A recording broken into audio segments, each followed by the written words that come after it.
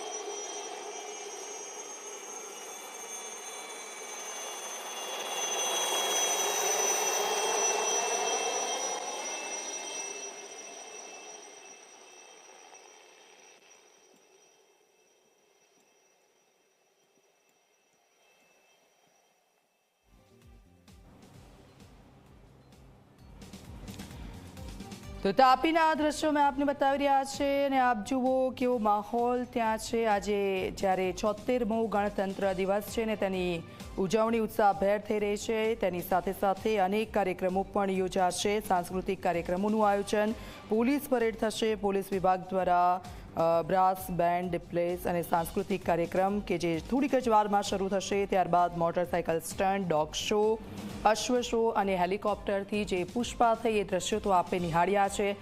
સાથે સાથે પુરસ્કાર અને ટ્રોફીનું પણ આજના દિવસે વિતરણ કરવામાં આવશે અને એ પહેલાં ઘણી બધી રિહર્સલ કરવામાં આવ્યો હતો।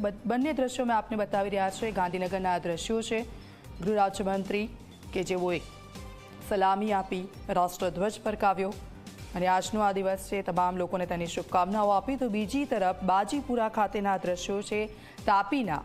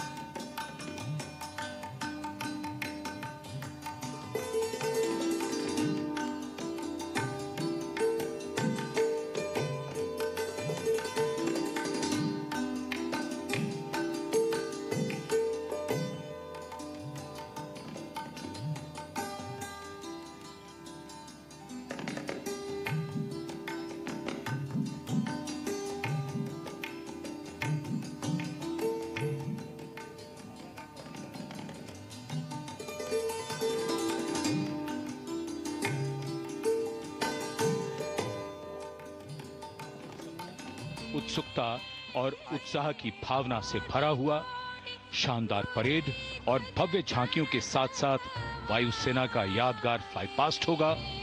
ये सब कुछ मिलकर रोमांच के नए कीर्तिमान रचने को तैयार। ये स्वर्णिम भारत की विरासत और विकास का उत्सव है।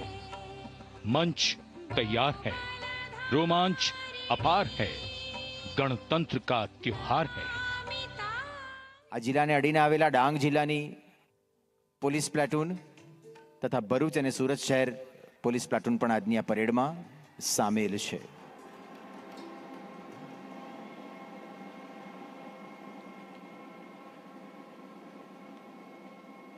23 જેટલી વિવિધ પ્લાટૂન્સ, જેમાં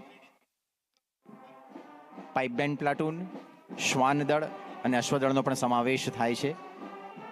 એવી આ બધી જ પ્લાટૂનના નિરીક્ષણ માટે માનનીય રાજ્યપાલ શ્રી અને માનનીય મુખ્યમંત્રી શ્રી આગળ વધી રહ્યા છે.